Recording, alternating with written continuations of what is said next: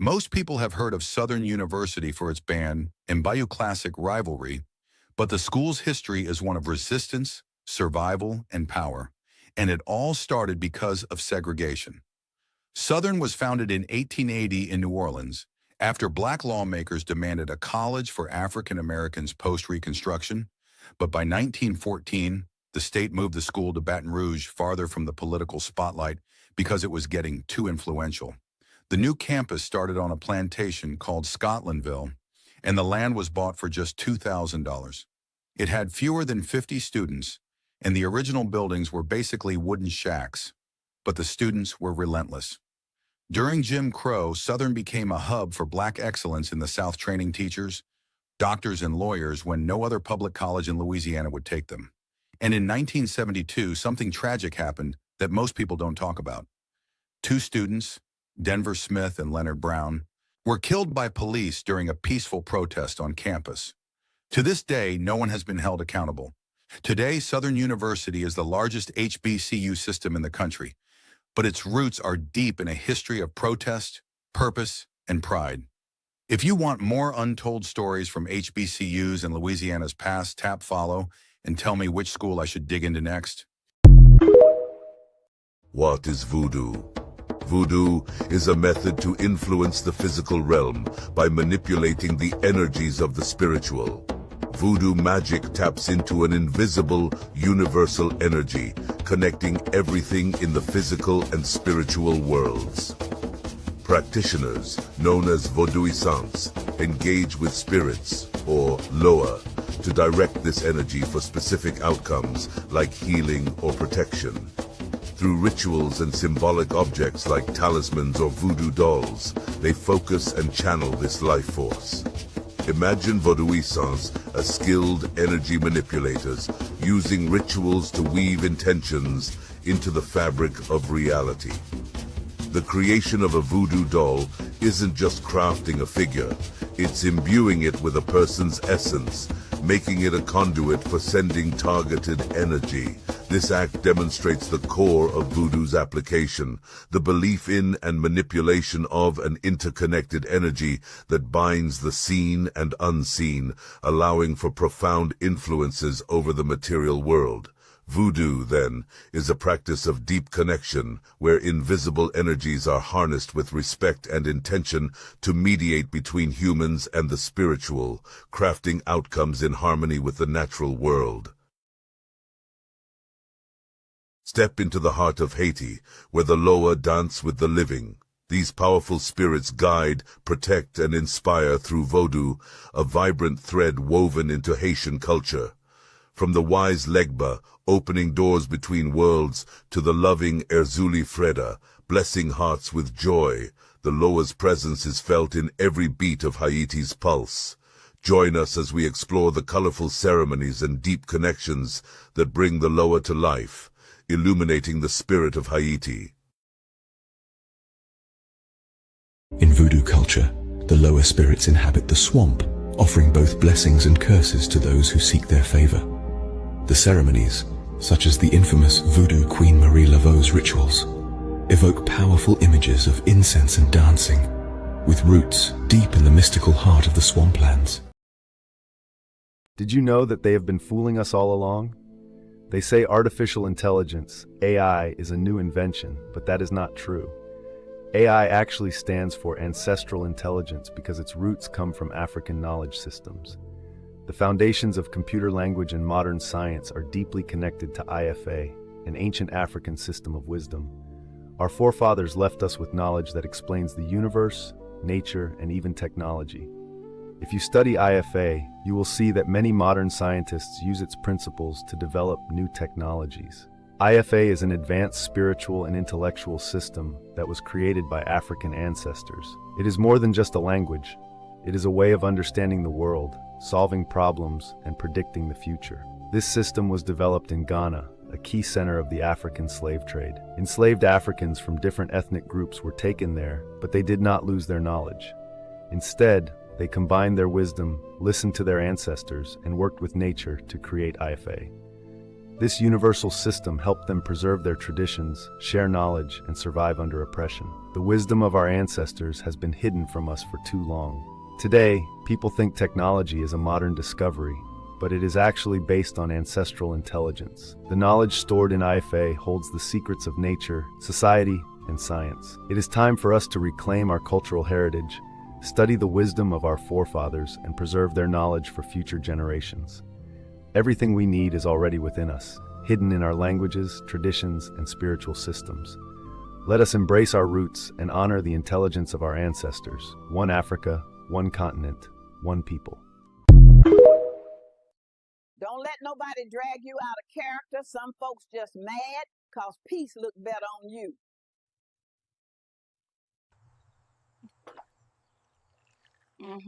You're going to learn that snapping back too quick going to cost you more than just your peace.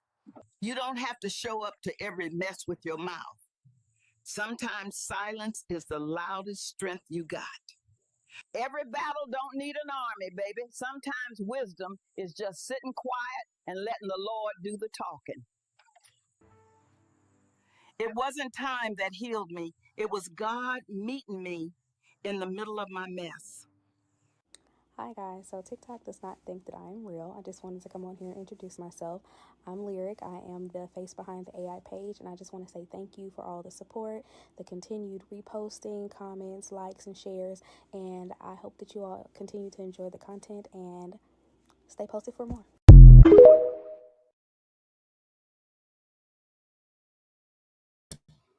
Greetings and salutations, honor and respect, honor and respect, honor and respect. It is a Friday edition of Revolutionary Hoodoo, New Orleans Voodoo Secrets and Recipes. Voodoo Hoodoo 101.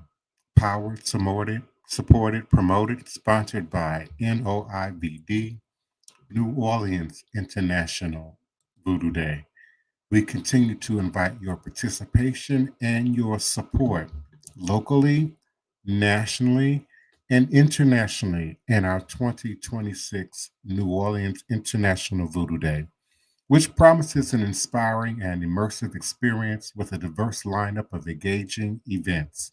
Highlights include an educational symposium featuring distinguished speakers from around the world, including a delegation of scholars and spiritual leaders from Benin and Haiti, as well as art exhibitions showcasing voodoo-inspired works by talented local and international artists. The event will also feature a children's program, an Afro-ecology exhibit exploring the sacred nature of plants in voodoo, their role in spiritual practices, and their connection to our ancestors. Voodoo, whether it's with the U or with four O's, is the theme of the day. It is the message of the day. It is the season, if you will, for which we are operating in. And so we are inviting international participation, certainly local, national, but also international participation from the diaspora, the ATR, African Traditional Religious Diaspora. So whether it be Kandable, whether it be Lukumi, whether it be Santeria, Akan, whatever your practice and your tradition representing your region and your nation, we are inviting you to come aboard and join us and participate in this powerful and historic event. We invite you to visit us at www.vodouday.org. Again, www.voodooday.org.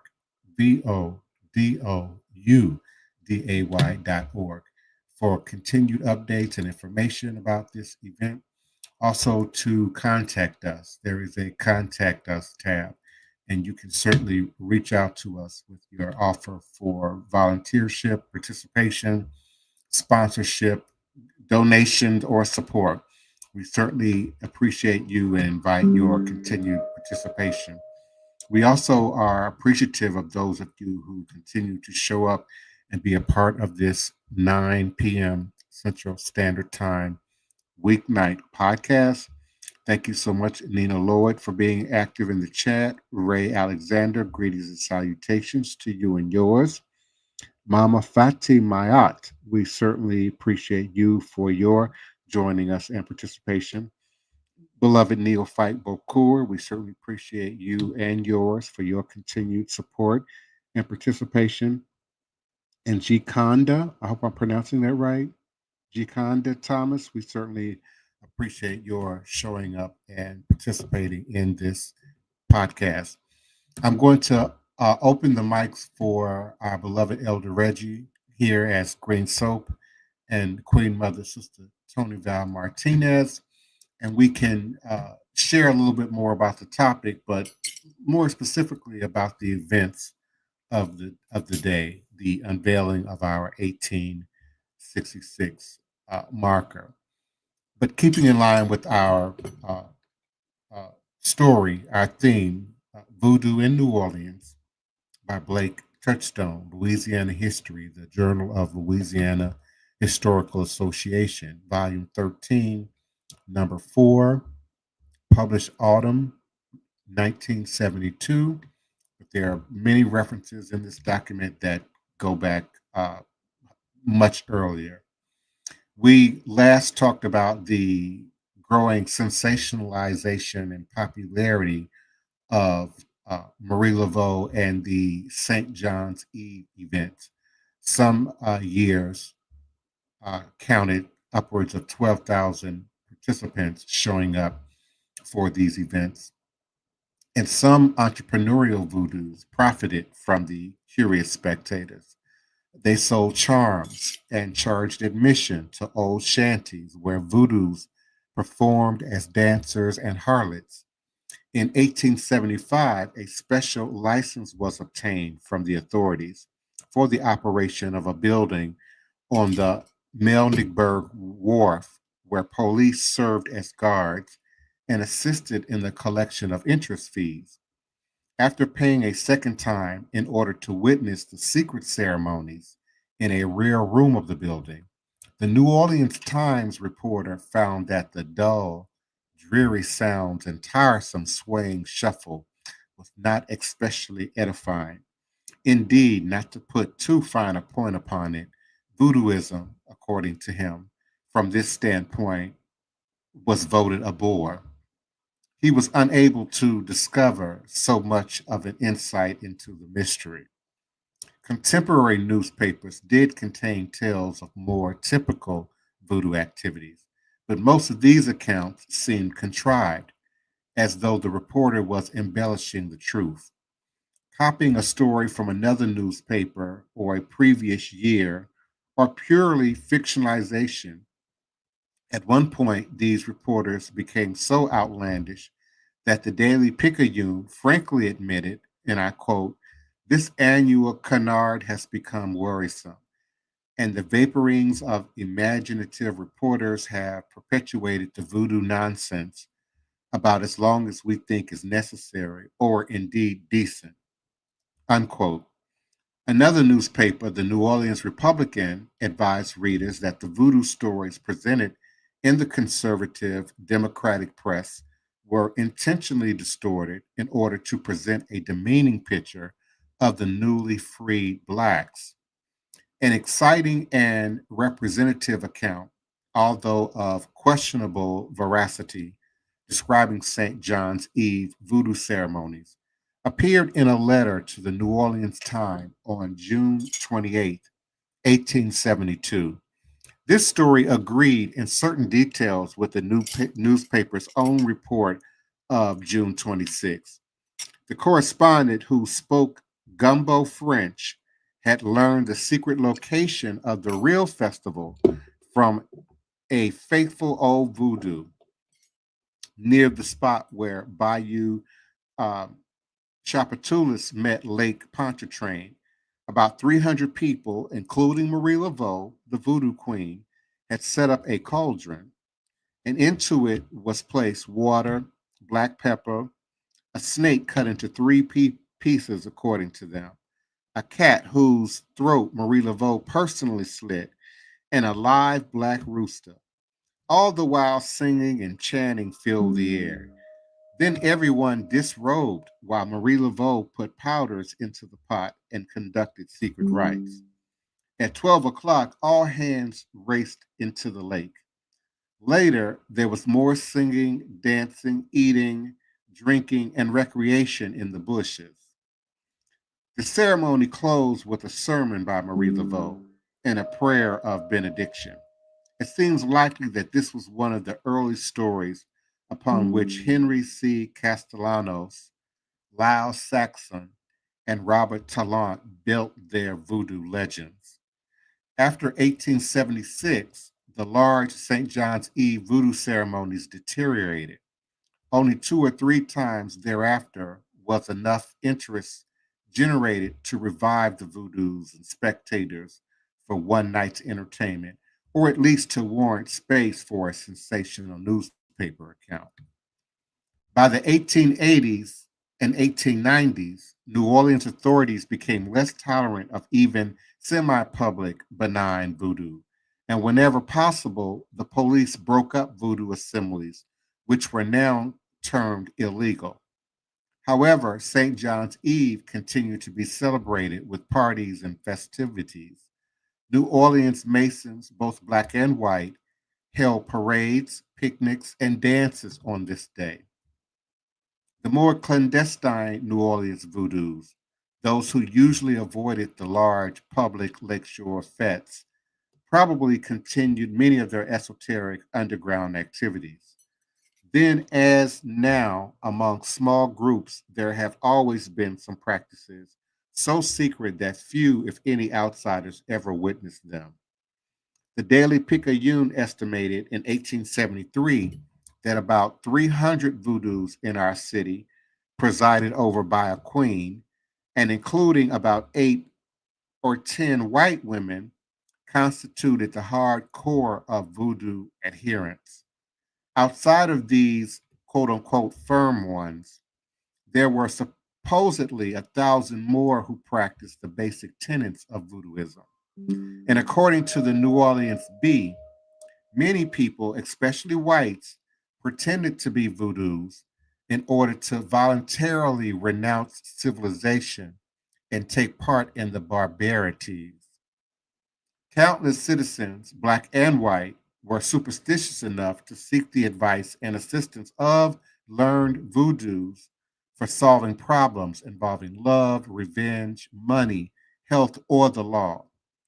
The emancipated Negroes, who now had to pay their own way, were especially prone to turn to the cheap cures of the hoodoo doctor in lieu of the faltering public health services or the more expensive treatments provided by medical doctors.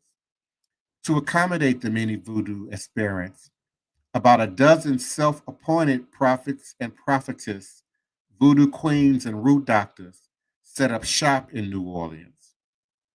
Folk remedies, hexes, and wonder or even evil working amulets called grigri abounded in late 19th century New Orleans. The use and sale of such magic, usually a phenomenon among rural Negroes, has long existed in this exceptional city. Several shops still handle voodoo wares. Appealing to the foibles of his irrational adherents, the voodoo doctor operated as prescribed below.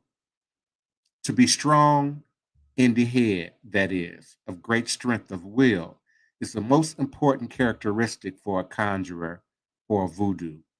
Never mind what you mix: blood, bones, feathers, grave dust, herbs, saliva, or hair. It will be powerful or feeble in proportion to the dauntless spirit infused by you, the priest or priestess, at the time you represent the god.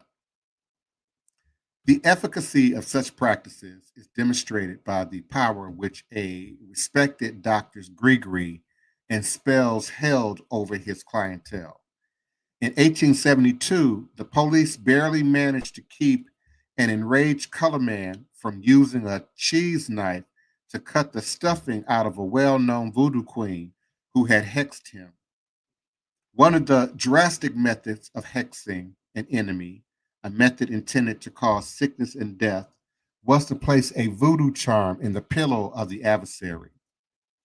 A Times-Picayune reporter supposedly witnessed an incident when a negress carried her father's pillow to the Mississippi River and threw it into the murky waters in order to drown a bony fetish which had made her father seriously ill. After the pillow and its contents were so destroyed, her father recovered. A case involving two lizards in a pillow was brought to court in 1870 on an assault and battery charge. It aroused much excitement and fear among a dozen quite superstitious Black females. Another oft-used voodoo hex was to place a coffin inscribed with the enemy's death notice upon his doorstep. These emblems of death range in size from an 8-inch pasteboard creation to wooden objects over 5 feet in length. In 1874, Fanny Sweet and all the members of her Basin Street household went into hysterics when they discovered a miniature coffin in a cigar box on their doorstep. Instead of these symbolic caskets, voodoos sometimes put black crosses, salt, or strange mixtures of mustard, bones, lizards, snuff, oil, and grave dust on their adversary's threshold. The salt, if wet, would eat into the varnished wood, leaving a permanent mark. Coins or candles arranged in the proper order could also bring harm to the occupants of the house. To combat such hexes, or just to ward off evil, a voodoo often scrubbed his own doorstep and sprinkled it with powdered brick dust and some specially brewed odoriferous preparation, something with a strong smell to it. Other gree obtained from the voodoo doctor would also protect its possessor and provide good luck. One of the most widely used of these charms was a concoction wrapped in red flannel and worn around the neck. There was nothing really mysterious about the gris of the voodoos, the harm wrought being due to the power of suggestion, or in the case of some potions, to the use of poison. Dealing in such charms became a lucrative business. The famous conjurer John Martinez, better known as Dr. John, is reported to have filled his prescriptions with charms and potions priced at $50. Estimates of this voodoo doctor's wealth range from $50,000 to $150,000. After 1886, the Board of Health and even the federal government interfered with the growing numbers of voodoo doctors in efforts to suppress their activities. But voodoo in New Orleans has not died out. The curious and the gullible read Robert Tallant, now in paperback, instead of wandering through the swamps or seeking admittance to a lakefront shack. The truly superstitious still hold their mysterious rites or gather in covens away from the public eye. The distinction between the two facets of voodoo, both now and in the 19th century, should not be obscured. Unfortunately, the popularizers who have written most extensively on voodoo confuse the two and fail to place the topic in historical perspective. The newspapers, which they themselves used as prime sources when they were not paraphrasing each other, reveal many of their fallacies and overstatements. A critical reading of the New Orleans press reveals that St. John's Eve was a time of merriment and money-making. The voodoos described in the popular literature were in reality drunk picnickers and dancers or enterprising blacks turning a fast buck selling gree and admission to a spectacle. As black freedmen, the New Orleans Voodoos played a role expected by whites. Superstitious primitives possessing great rhythm and colorful dialects, while they simultaneously released pent up energies and frustrations in drink and dance. In the period of the tumultuous Reconstruction politics, the conservative white press was quick to exploit any evidence of voodoo to make it appear that blacks were ill prepared to vote and to hold public office. And later in the 1890s, voodoo might be used to buttress white arguments of Negro inferiority and the need for legalized separation. By 1900, voodoo was seldom mentioned in the newspapers, but remnants of commercial voodoo and of the underground variety survived in the guise of a few hoodoo men, witchcraft stores, and old charms. These remnants have witnessed a small renaissance in recent years with the renewed interest of tourists and the advent of hippie culture. And I'm going to stop there for tonight. And I'm going to suggest that that's still being utilized as a tourist draw for the French Quarter and for tourist shops. And though I'm not opposed to entertainment, creativity, artistry, there's clearly a thin line between entertainment, which I am a SAG card holding actor and performer who has demonstrated entertainment voodoo in platforms such as American Horror Story, third season, episode 3, Coven. But I'm also standing in the gap and on the front line of the education and re-education, the telling of what true, authentic voodoo demonstration is. And before I bring Elder Reggie and Sister Toni into the conversation, I want to add just one more thing, again, in relation to our 1866 marker revealed today. There has always been a close distance between voodoo, our spirit practices, our spirit power, and revolution and uprising, us demanding to be respected, to be seen, to be heard, to be given our rights. And so we continue that legacy even today. What say you, Elder Reggie? Shay, thank you, Divine Prince, for showing up today in a strong, powerful way. Thank you for hosting the show tonight. Sister Toni, appreciate you being here tonight in the collective audience. Now, I would like to say Divine Prince is 100% right. We did the unveiling of the 1866 procession. These was men that marched to their death on Canal Street in New Orleans in 1866. But one thing I didn't bring up, the one thing I didn't bring up today was that there was voodoo involved, there was prayers from the Catholic Church involved before these men marched. And voodoo continued to show up even today. When we was there, and Divine Prince can co-sign what I'm saying. Alegba showed up today. My brother Ashe. showed up today. And I AYIBOBO. know a witch showed up today for sure. Now we gathered today to do an unveiling of a marker, but yet these metaphysical forces showed up today. Why? Because we was doing something standing on business of old.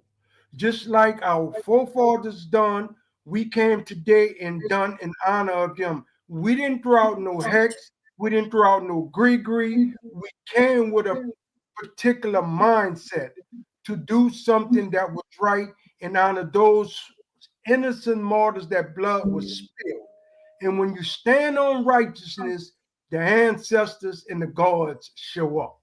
That's what I like there. But I like Sister Toni to chime in.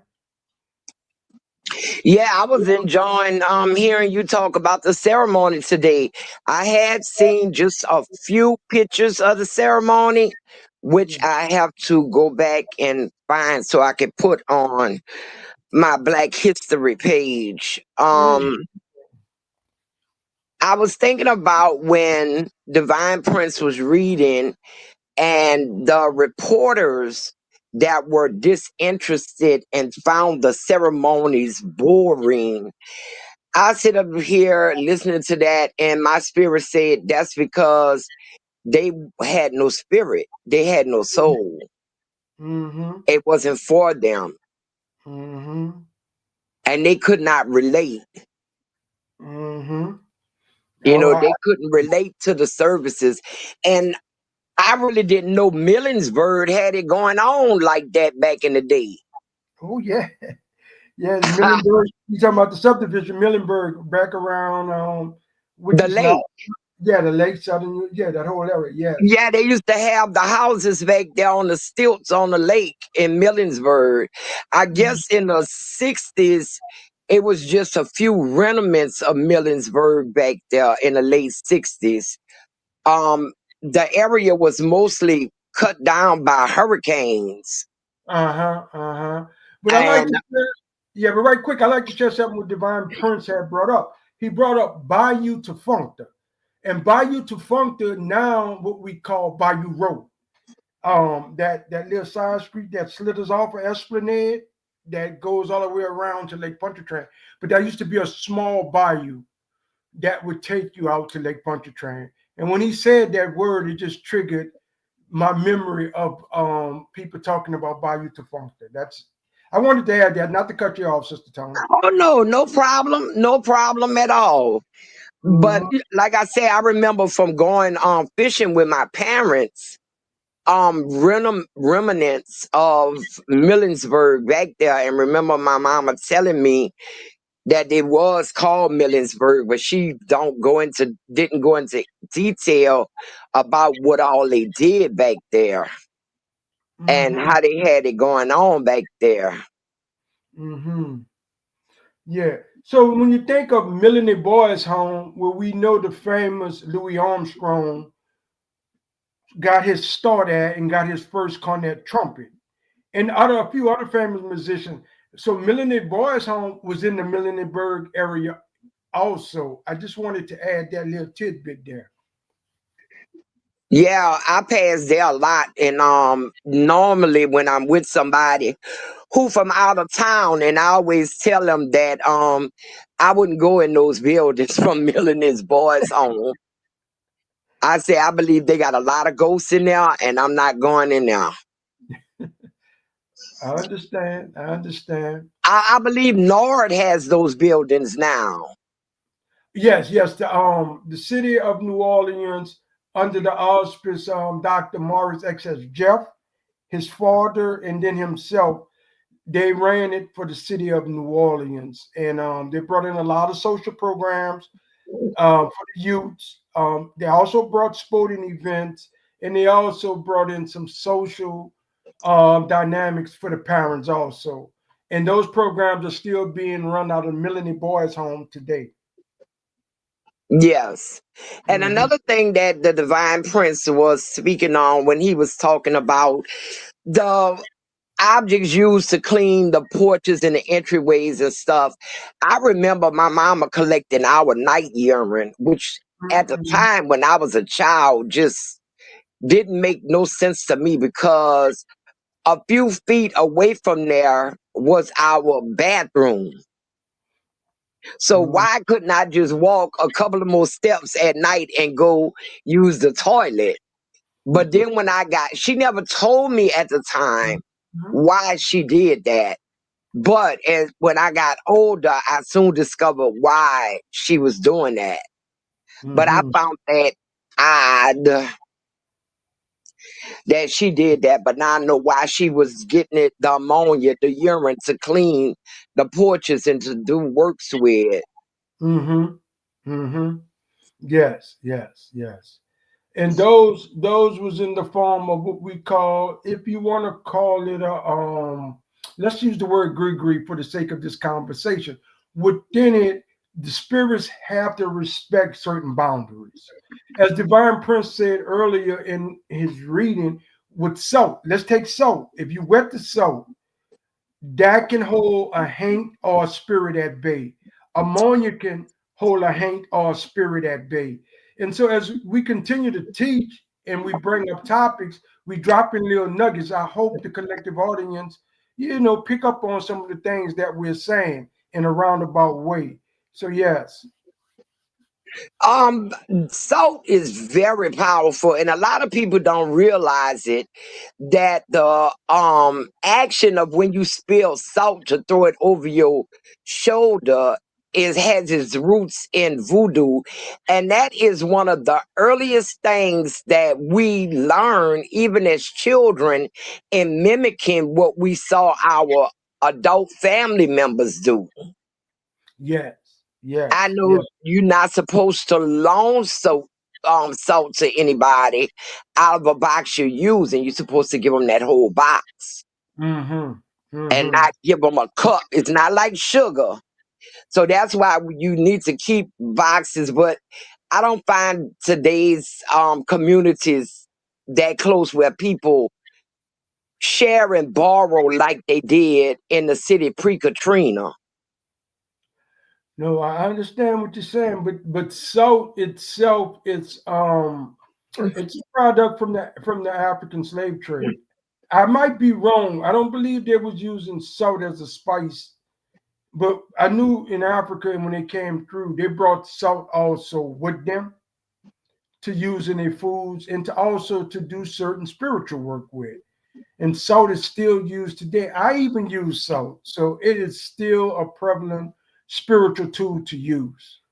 Well, in a part of Louisiana, they have a huge salt mine No, where I they know. mine salt. It's been there for generations. And the people who made Tabasco sauce Uh-huh. at one point controlled the salt mines. I mean, they like huge caves.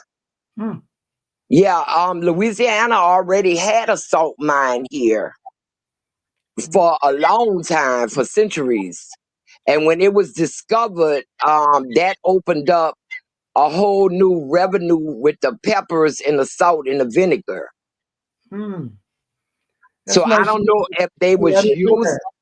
huh? I didn't know that. That's nice to know. I'm learning. Yeah, they have a huge salt mine. I forget where it is exactly, Mm-hmm. but you could just Google it, salt mine in Louisiana. I mean, it's huge. Is he? Yeah.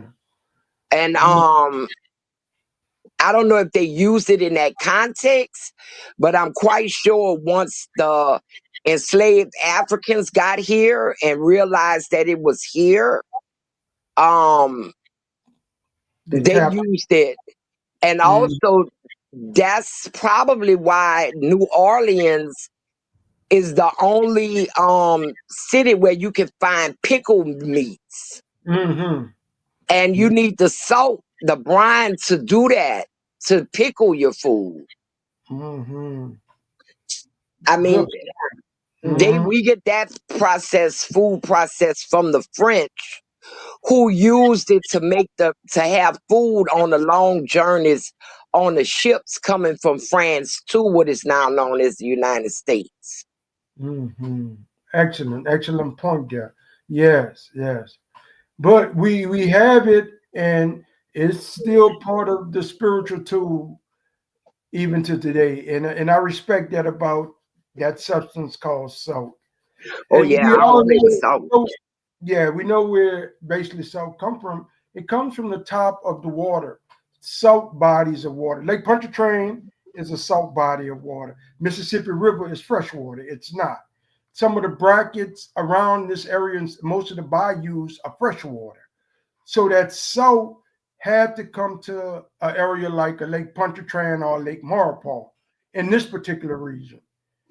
And with the salt mines, that I'm pretty sure there's a dried up body of water that was there for that salt mine to be there. I just wanted to share that. Yeah, I'm gonna look up and find out exactly where it is and when it was discovered. I know about it from past studies, but I didn't have the information right on hand now. Mm-hmm, mm-hmm. Because that always made me think about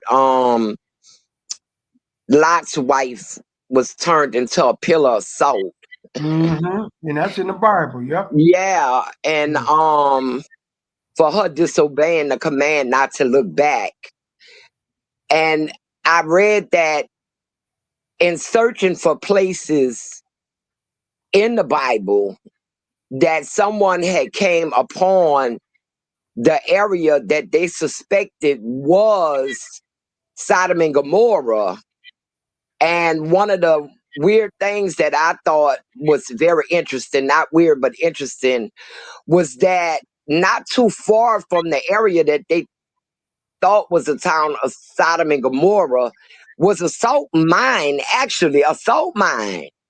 And when I read that, I remember thinking, whoop, there go Lot's wife. When they said they found the salt mine, I immediately thought about, whoop, there goes Lot's wife with the salt mine where she was turned to salt at. Yes. But we coming to a close of our time here now, and I'd like to turn it over to Elder Reggie to close us out. Elder Reggie? Yeah, thank you, Sister Toni. I want to send blessings, love, and appreciation for all the well wishes on today unveiling of the 1866 procession marker, which became a massacre. We really don't know the number of people that died that day. And I learned today from one of the speakers that they rushed and buried the bodies away. I done research and I couldn't find names of these martyrs and people who died in that particular massacre. And one reason why now, because they buried them away, they hid the evidence from us.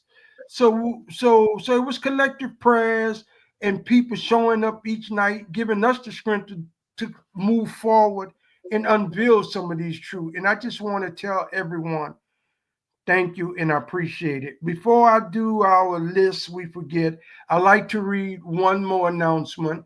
We do have a ritual prayer and application on August the 23rd at 6:30 p.m. in the New Orleans area. The address is 710 Cluett Street, or what we call Cluett Gardens. Practitioners and spirit warriors, fight the power, come out, and we will do a collective prayer and show support to each other. Because as we all know, I always read each night, lest we forget what? Let's go. The spiritual medicine of voodoo brings healing and relief from the shackles of slavery that binds the master and the slave to the same chain of social division. And we must fight this chain of social division because the other side is rearing their ugly head now. And us prayer warriors, we don't have to meet them gun for gun at this moment. Let's use our collective prayer for change. With that, I say, Ashe. Thank you, everyone. We love you. Good night. Good night, everyone. See you next week. Odabo and AYIBOBO. In the heart of Yoruba land, a village stirs before sunrise. Today is a gongon. Birds sing in the trees, and the air smells of palm oil and wood smoke. Children whisper excitedly. Today, the ancestors return, not in dreams, but in dance, music, and masks. This is not just a festival. It is a sacred reunion. A gongon means the masquerade of the ancestors. It started hundreds of years ago among the Yoruba people. Each gongon is believed to be a spirit of a departed ancestor. When they dance, they bless the living, warn the wicked, and remind us of our roots. The masquerade is not just a costume. It is sacred. Tailors and family elders sew with reverence, layer upon layer of cloth, decorated with cowries, bronze, and vibrant colors. The costume hides the identity because once worn, the person becomes a spirit. The talking drums call the spirits Dondon, Gangon. They don't just play, they speak. The drummers sing the names of ancestors, calling them home. The air trembles. Everyone listens. The Egongon is coming. The ground shakes. A tall figure covered in fabric and power spins into the square. Everyone shouts, "Egongono!" He moves like a wind spirit. Children scream and laugh. Some run. Others kneel. This is a moment of awe. Egongon does not come just to dance. He blesses. He touches the heads of elders and children. He whispers with priests. He clears curses and brings healing. He dances in front of homes. A sacred wind follows his footsteps. Egongon is not always friendly. If a person has offended the ancestors, maybe through lies or evil deeds, Egongon will reveal it. He chases those people. Sometimes with a cane. It's not just drama, it's spiritual correction. The people sing. Oriki is a chant, words that praise ancestors, celebrate family names, and tell history. Young boys follow the Egongon with rattles. Women sing and clap. Praise flows like a river. Joy and spirit rise together. As the sun sets, the Egongon carry lanterns. Their dance is slow. Candles flicker. The voices become whispers. It is time for the spirits to return to the ancestors. The sacred gate closes gently until next year. The village is quiet. Ashes from burnt incense remain. Children remember the songs. Elders reflect. Egongon is more than tradition. It's a spiritual connection, a living reminder that the past walks with us. That we are never alone. In the heart of Yoruba land, a village stirs before sunrise.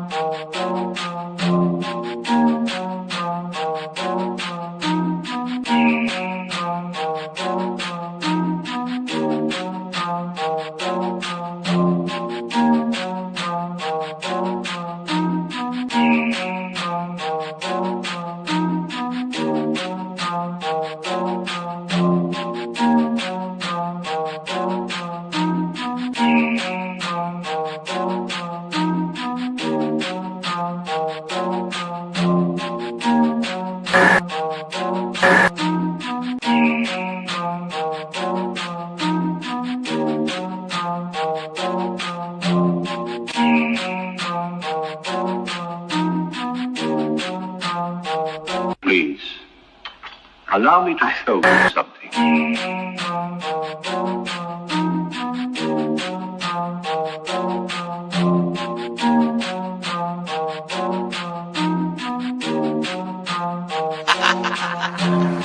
They say I'm crazy and that might be true. I got this right in my DNA, yeah, I'm coming for you. It's time we turn the tables, flip these motherfuckers on you. I wanna see you hanging from trees, it's time you pay for your dirt and your showtime. You created the monster, you created the beast.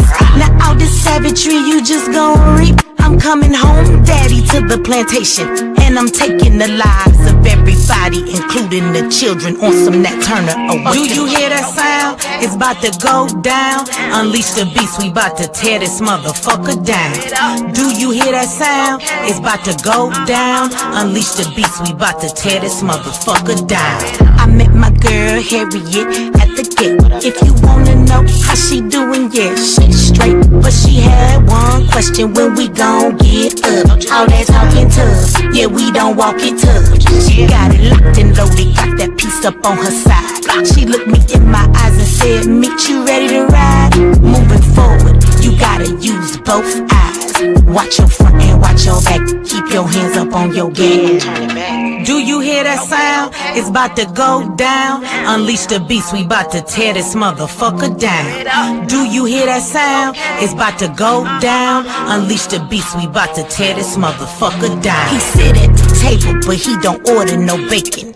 He greet me in those words, I Salam alaikum, got them glasses on his face and them waves in his head. He go by the name of Detroit Westside. He looks me in my eye and says you only get one try. Know that your biggest opposition will come from the inside. I know you wanna love them all, but don't even try, because they'll smile up in your face while plotting your demise. Do you hear that sound? It's about to go down. Unleash the beast, we about to tear this motherfucker down. Do you hear that sound? It's about to go down. Unleash the beast, we about to tear this motherfucker down.